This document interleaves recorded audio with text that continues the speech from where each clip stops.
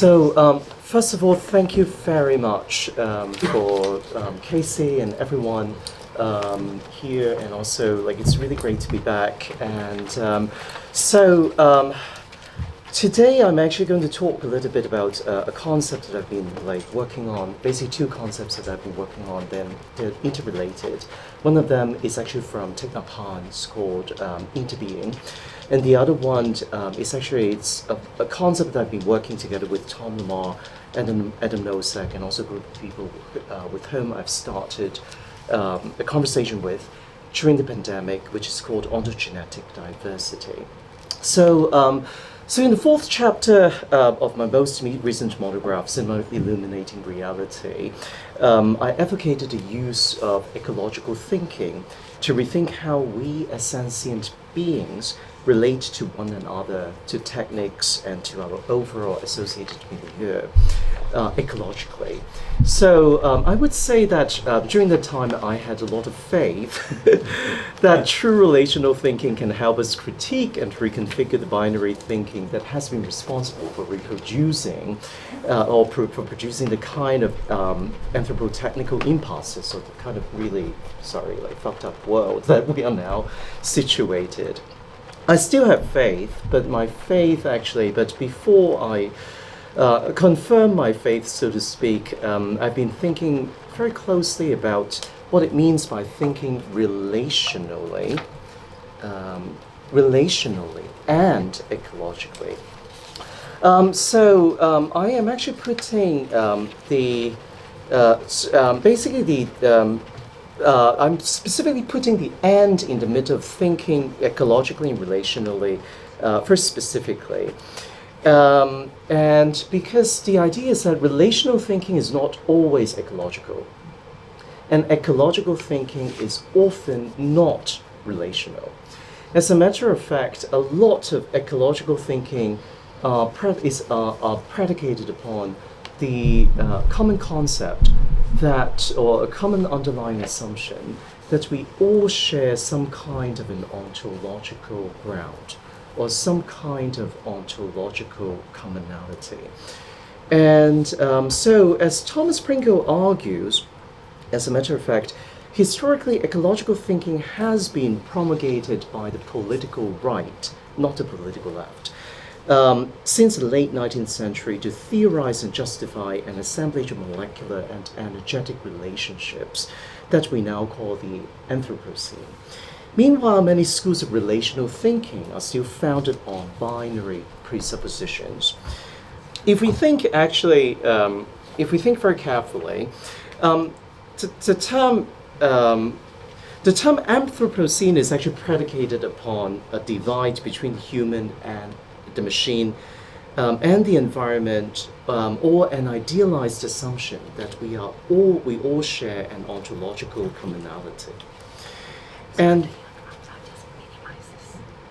thank you. Yep. So if we think relationally, nonetheless, there is no such thing as ontological commonality. And I'll explain to you why that is the case. Relational thinking doesn't really accommodate the very concept of ontological commonality.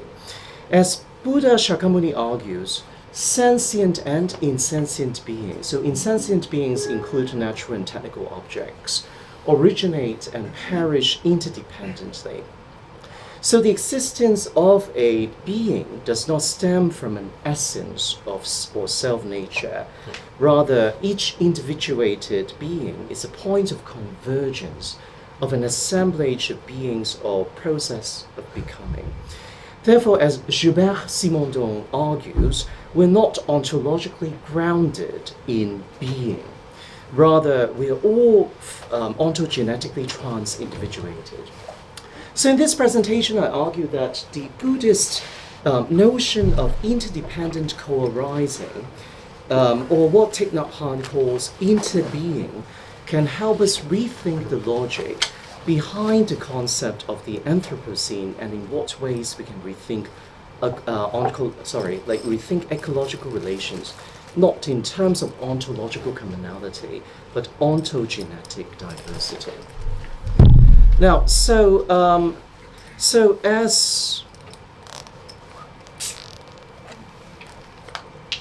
As Thomas Pringle, Adam Nosek, and Yuriko Furuhata point out respectively, ecological thinking in Europe can be traced back to the emergence of Lebenswissenschaften, or life sciences, in the late 19th century. Now, in life sciences, the human body is conceptualized as an ecology of interdependent molecules and energies. And assemblages of molecules and energies strive to reconfigure the overall ecology as a better conditions for the survival of the fittest. As Nosek demonstrates, even the DNA nowadays is configured or is theorized and studied as a group or as an assemblage of submolecular units that would work together, and one cannot exist without the other. Now, such a notion of ecology has been applied by policymakers to sociopolitical design. In fact, since the 1920s, this mode of ecological thinking has given rise to fascism and National Socialism, consumerism and neoliberalism in the 1980s. Reaganomics is all about ecology, and French identitarianism, meaning that like the neo-Nazi in France, and also the Anglo-American alt-right. And so is there no hope? Yes, there's a little bit of hope. So the political left tends to look at Georges Canquiam for solution. Canquiam himself was not a leftist. He was actually quite right-wing. So he questioned how ecological thinking has been applied by the political right. By the way, he was the supervisor of Michel Foucault.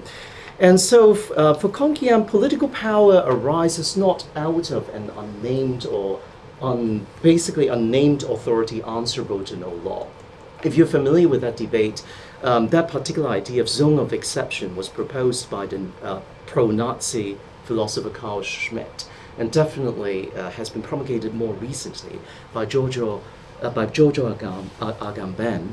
Rather, normative power for Canquiam is the ability of each organism to invent, modify, and destroy its own norms, internal and external habits, rules, and behaviors in order to adapt better to its own Umwelt, or surrounding environment. Particularly in cases of illness and traumatic incidents, and in those conditions that challenge the survival and the unity of the organism. So Canquiam's idea is not really that different from the right-wing proposition. The only major difference is that he's not talking about the survival of the fittest. He's actually talking about every single submolecular unit would need to strive for the reconfiguration of the entire overall ecology in order for everyone to survive. So there is that subtle difference there. And so Canquiam's thought influenced several French filmmakers, needless to say, basically his colleague Gilbert Simondon. And for Simondon, an assemblage of technical, molecular, energetic, and affective flows enable technical beings and objects to be trans-individuated. So in the assemblage's process of becoming, each change of condition enables what he calls an individual milieu recoupling, which reconstitutes how technical objects, biological molecules and energies, as well as memories and affects, and affect how an individual is trans-individuated with others. So a really good example is the idea of the mobile phone. Like, we are often very familiar with it.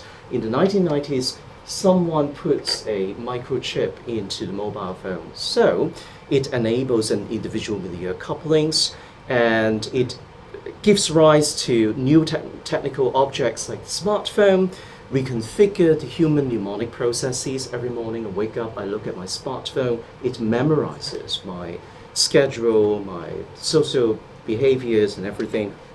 It revises the relationship between human and techniques. So I had never been in love with my phone in such a way before. And it also entails a different kind of socio-political organization. Our entire socio-political organization changes as a result of that. It accelerates the exploitation of silicon and the consumption of electricity, which is pretty much the US-China conflict nowadays, and also remediate global politics. I'm not saying that because of techniques and technology, therefore we have all these changes. Rather, technology and all these changes are codependent. One change cannot exist without the other. So that is also Simondon's major concern. So, of course, another major influence that Konkiem has is on his own student. Of course, we all have bad influences on our own students. So Foucault actually comes up with the idea of the dispositive, which is considered as a network of discourses and non-discursive practices that underdetermines how we think, speak, and behave socially and individually. And it also affects what technology we work with for social organization and governance. Now, it's really important to think about the fact that Foucault's sociological thinking has not been influenced, it's not only been influencing the political left. We tend to think that it's a major figure for the political left. It also affects the political right. As a matter of fact, since 1967-1968, French identitarians Alain de Benoist and Renan Camus have argued that the political left has usurped precisely the political apparatus. On the political left, we keep thinking that the ideological apparatus is in control by the political right. The same is being said by the political right, that we are in control of the apparatus. I wish. And so, and also we need to think about what the Huang Lao Dao Xue, right? The idea is that it forms the core of the governmentality of the PRC, for better or worse. I'm not saying this better or worse, but the idea is that it is a kind of ecological thinking. And in Sri Lanka, needless to say, a lot of people question me. You are Buddhist. Why? How do you justify the Sri Lankan situation? The Sri Lankan situation is that they keep quoting chapter 25 of the Mahavamsa, which is called the Great Chronicle. It's not a Buddhist scripture. It is like retrospectively attributed to Buddhism, even though it was actually a nationalist chronicle that justifies violence as long as you can preempt violence. Again, this kind of thinking is not, a lot of people say, oh, that's authoritarian. No, that's ecological. Preemption is a kind of ecological thinking. So, so basically, what's wrong with all of these ideas? If we think a little bit more closely, they have a common underlying assumption that each community arises out of a being or self-nature. And the being of such being is grounded in an ecology of beings that share an ontological commonality. And what is it? This is actually precisely what Martin Heidegger calls Dasein, which he regards as a common political destiny, and what Tanabe Hajime calls Zangedo, or a common chitta, to which all beings return. Now, nonetheless, Tome Ichfang Fang Dongmei actually wrote several books on this issue. He argues that both Heidegger and Tanabe are unable to resolve a conundrum. If all beings are ecologically interrelated, the existence of one being is always dependent on the existence of another being. In other words, there is no such thing as an ontological ground, let alone commonality. Buddha Shakyamuni actually addresses this problem by proposing the idea of interdependent co-arising, which is actually best summarized as in the Chinese translation, 此生即彼生, 此灭即彼灭. The arising of A depends on the arising of B. The extinction of A depends on the extinction of B. If you read my book, I have a much more kind of logical formula, which was actually used by 2nd and 6th century Indian scholars. Now, so the idea is that what does it actually means? First, there needs to be, if I say that I exist, my existence is dependent on at least 4 sets of conditions. First of all, there needs to be an assemblage of formal aggregates. So basically formal aggregates, the easiest way to think about it is our body, that is capable of perceiving and turning what's being perceived into forms, signs, and intentions. So this collection of abilities is called the foundational condition. Second, an assemblage of seeds condition needs to be actualized, which will then produce an assemblage of matching conditions. We need to plant the seed, and the seed will then come into fruition. The interpenetration between seeds and matching conditions in turn create a series of temporally contiguous events that lead up to my existence in the present. So we have temporality. Finally, my present existence manifests itself only when those conditions that are favorable for it are dominant at this moment. So this is called the dominant condition. So notice that the foundational condition is our ability to perceive, and the ability to turn what being perceived into signs, requires a perceiving body, which is already a point of convergence of an assemblage of conditions. It also requires a perception that this body is part of an associated environment. In other words, the existence of this body depends on the existence of an assemblage of natural, technical, socio-political, and economic actants. And even though I may have the impression that this perception is mine, this perception is not mine. This perception actually belongs to an aggregate of molecules, energies, and affects that always remain open to the overall environment. It's always interchanging and interpenetrating with the rest of the environment, in which the I is nowhere to be found. So one needs to question, where lies the I? And where lies the environment? Are we one or different entities? Furthermore, the body in the present is a point of convergence of a series of seeds and matching conditions that have been interpenetrating with one another. And the fact that the body manifests itself in the present relies on, once again, favorable conditions. So, as Thich Nhat Hanh argues, every being is a point of convergence of a cosmic assemblage of conditions. In other words, every being is an interbeing. And every process of becoming is a process of interbecoming. A being, therefore, does not come into being out of an essence or a self, rather an interbeing here and now. 当下 is a manifestation of an assemblage of conditions as perceived and understood by all those beings who are individuated at this moment, or kasana. In other words, if I say I exist, my existence does not, there is no such a thing as my existence. My existence is a convergence of the existences of all of everyone in this room. Without your perception and my perception being able to interrelate it, I don't exist. And so the way it is, or tatata, is therefore neither coming nor going, neither not coming nor not going, or Liu Zu Hui would say 无所从来,无所去, which is called Tathagata Garbha. Now, Tathagata Garbha was considered by Tanabe Hajime as the ontological ground, but it's not an ontological ground. Rather, it refers to a set of ontogenetic relationships that are in themselves entityless. The term entityless comes from Tibetan Buddhism.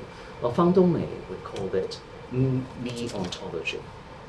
Or Tanabe Hajime calls it metu ontology. In Buddhism, interbeing encompasses not only relationships between sentient beings, but also the relationships between sentient being and insentient beings. So that corresponds to what Simondon would call technical beings and objects. When we think about the Anthropocene, we tend to think about how human beings have employed technical objects and technologies to affect animals and the environment, and how we can rectify that problem with more technologies. But there are two problems with this mode of thinking. First of all, as Simondon argues, we do not employ techniques and technologies. Rather, our bodies is already a technical assemblage, and we constantly work with, configure, and is in turn configured by techniques and technologies. My existence right now is configured by my computer, configured by all the other technical configurations. As Bernard Stiegler and Buddhist scholars argue respectively, consciousness itself is a technical assemblage that interacts with sense data. This is what Kant called primary intention, or what Buddhism called urupas and vedanas. Produces perception out of memories and dispositions. This is what Kant called secondary retention, or what Buddhism would call sanya or sanskara, and reproduce them through other means of mediation. So this is what Kant calls retention, tertiary retention, or what Buddhism calls vijnana. The techniques or underlying principle of its operation underlines how we perceive, conceptualize, and configure the overall environment as an anthropotechnical assemblage. To address the Anthropocene therefore requires us to rethink the relationship between techniques, humans, and animals, and the overall environment, not as ontologically related spheres and ecologies. It's not about one ecology relating to another, but as an assemblage of interbeings and interbecomings. These processes of interbecomings are ontogenetically related and ontogenetically diverse. And this overassemblage needs to be reconfigured for the better, not because we are ontologically common and having a common destiny, but because our ontogenetic diversity is the way it is, and it is a manifestation of our interdependencies. One cannot exist without another. The second question, the second problem, which is a shorter intervention, is that the process of primary, secondary, and tertiary retentions constitutes a closed circuit. An impression that anthropotechnics, meaning the way our consciousness operates, is both the subject and object of production and reproduction. We're kissing ourselves in front of a mirror. So this produces a samsara, which is a cycle of production, retention, and reproduction, of the human perception that the world is by design under the ownership, management, and adjudication by the very techniques that produces human beings and humanities in the first place. In other words, in a very crude kind of way, the world as we know of it becomes a projection of our consciousness. That's why Stiegler would say that the world operates like our consciousness. It's not that the world operates like our consciousness, it's because we keep thinking that the world operates like a consciousness. And we keep thinking in terms of human consciousness. In other words, the world as we know of it is a milieu constituted by perceptual conceptual proliferation and dependent co-arising. Not only have we been perceiving, understanding, and managing our relationship with the environment with anthropotechnics, we don't get out of that. Our remedial plans and actions are still adherent to the same logic. So, to conclude, we need to ask one very important question. Are we doomed to failure? Because how can we get out of it?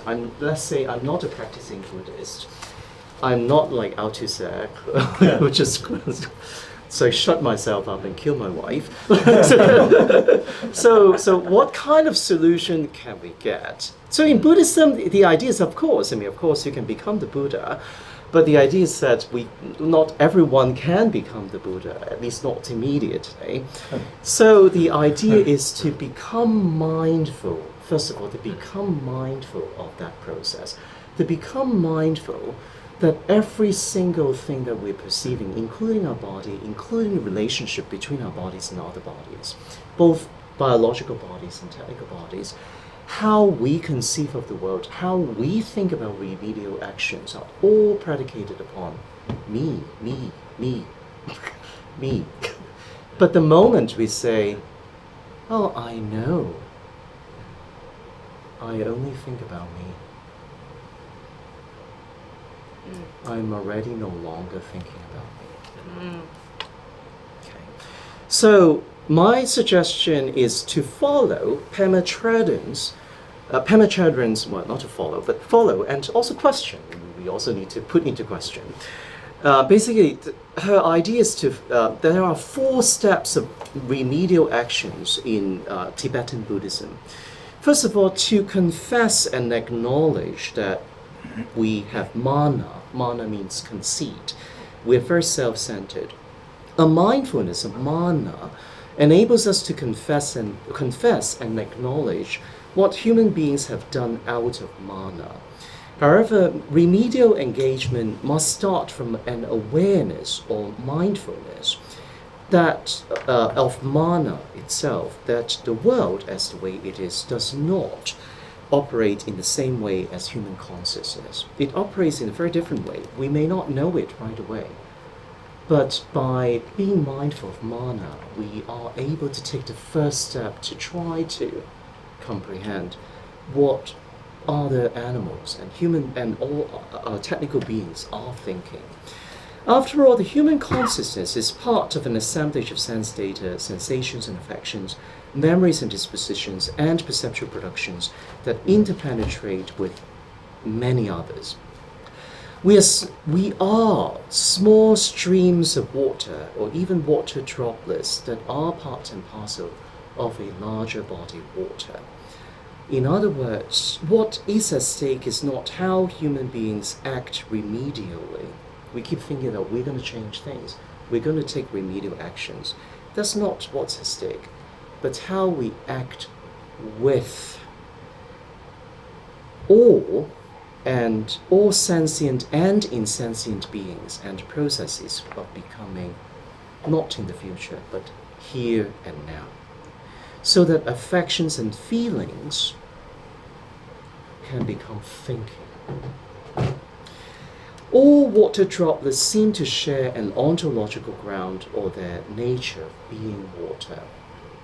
But the nature of being water is not an ontological ground. Rather, it is an assemblage of relationalities between all water droplets, all the water particles in the air, in the ground, in the bodies of every sentient being, and in the process of making our technical objects. If we keep thinking that we can access something beyond, no, it is right here and now. This is what in 色即是空，空即是色. Emptiness is formless emptiness. By reconfiguring that we are ontologically diverse, we care not because we empathize, but because we can begin to appreciate what the ecology really is here and